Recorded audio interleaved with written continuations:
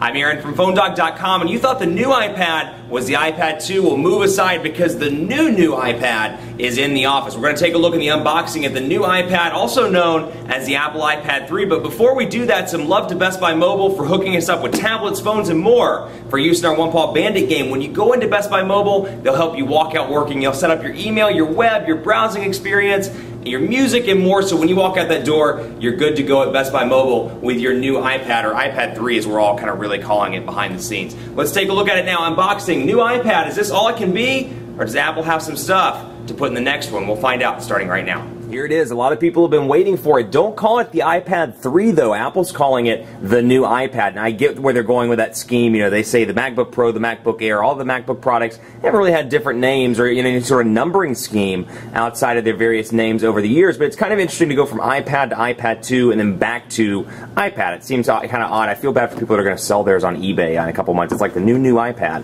But anyway, here it is, iPad. 16 gigabytes, the model that I got for review purposes. I bought this myself. This actually did not come from Apple or PR or anybody like that. But this particular model is a 16 gigabyte model. It's the Wi-Fi only model. And like the old iPads, they start at $499.99. You can get a 16, 32, or 64 gigabyte version, and you can get those in either Wi-Fi or Wi-Fi plus cellular capabilities. Now the improvements to the new iPad over the iPad 2, a couple of things. First of all, you get one with cellular radio. It has 4G LTE connectivity on AT&T and on Verizon, so you can take advantage of that fast 4G LTE speeds. And you can see in the box, comes with an iPad, a dock connector to USB cable, 10-watt power adapter, and supports Wi-Fi 802.11, ABG, and N, and Bluetooth 4.0. And then, of course, this is the white model. So like I said, it starts at $499, and then with the Wi-Fi, it's $499, $599, $699, and then for Wi-Fi plus cellular, it's $629, $729, $829. Now, there's some improved specs over here. It still has the same 9.7-inch display, but it's sporting a Retina display, so same as the iPhone. There it is. Beautiful white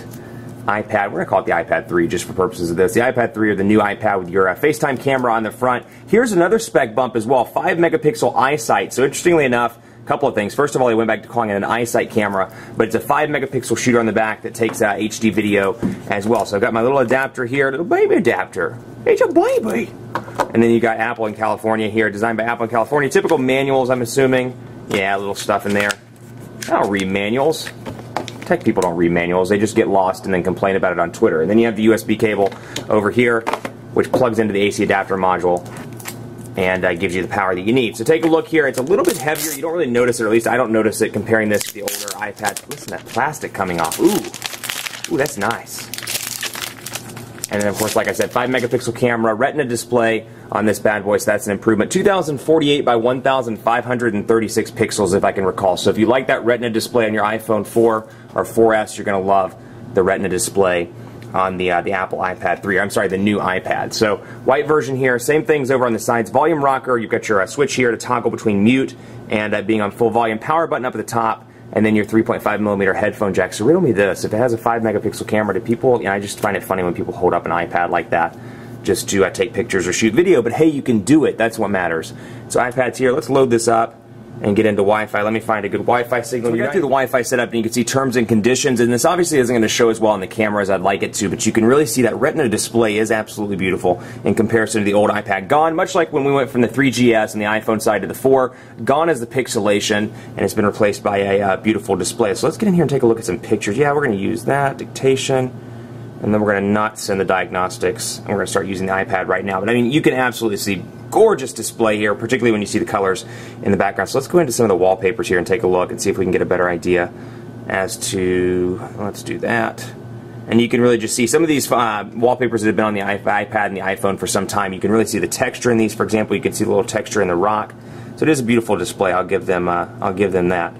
So just gorgeous improvement. And so it's going to be great for reading text, or whether you do email on your device or you read a lot of text, you read New York Times, read any sort of the popular periodicals on your iPad. You're going to notice that. And let's go to let's just let's take a look at messages, for example. And you have iMessage in here, and of course you're going to need your Apple ID to activate iMessage, but it does have that functionality for iMessage and of course FaceTime as well. So along with the iPod Touch, the iPhone, and now Mac computers, you can take advantage of FaceTime capabilities on this bad boy as well. But in terms of functionality of iOS, not a whole lot's changed here. You can see same 9.7-inch display, so size-wise, it's still pretty similar. And one thing I like, I think 9.7 is borderline for a lot of people, because if you're holding this in portrait mode, you can see my fingers touch, and that's about as big as you can get with the portrait keyboard. Of course, you can use it in landscape mode as well. If you're in an application that supports it, you get a nice large keyboard as well, and you can buy the additional cases at the Apple Store for $69, if I remember right. It allows you to kind of prop it up and use it a little bit more like an actual tablet. So let's take a look at the browser here. Let's go into Safari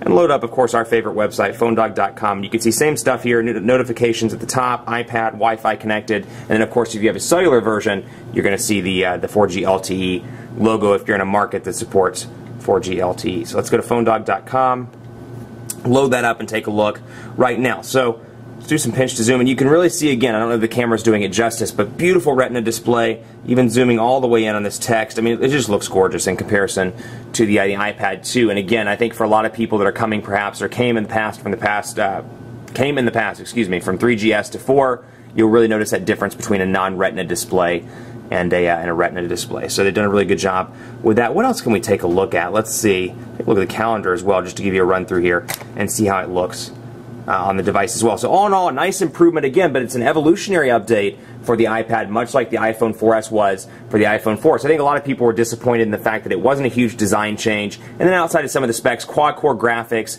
9.7-inch Retina display, 5-megapixel camera, as opposed to the past in the iPad 2. There were some nice upgrades, but they're still relatively minor in comparison to what people thought they should have done. So unfortunately, that's the state of the industry we're in now, where we see these rumors and leaks that sound great, and then you look at the actual product and you're like, well, it's actually more revolutionary than, or evolutionary rather, than revolutionary. But still a nice device, starting at the same price point and going to compete with all of those Android tablets on the market. Much more coverage to come on the Apple iPad 3, also known as the new iPad, on phonedog.com. Keep it locked on the site for continuing coverage. Be sure to follow us on Facebook as well, facebook.com/phonedog. Head over there, like us, let us know what you think of the new iPad. Be sure to follow me on Twitter as well, phonedog_Aaron, and on Facebook at facebook.com/phonedogab. I'm off to play with my new iPad, the new iPad, and see what it can do. Thanks so much for watching. We'll see you next time.